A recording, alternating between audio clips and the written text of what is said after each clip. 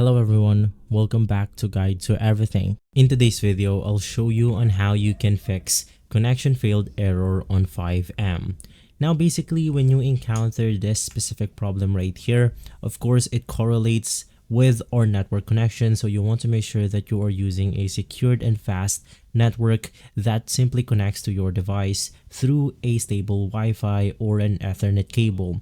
But if you have fixed the obvious reasons, we then want to navigate through one of the most common ways to fix this problem, and that is by syncing our date and time with our Windows right here.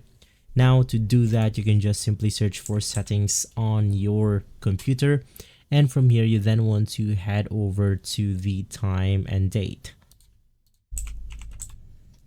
Click on change date and time, and you want to make sure that you have selected the set time automatically to go ahead and sync everything with the FiveM servers, making sure that we get past the connection failed problem.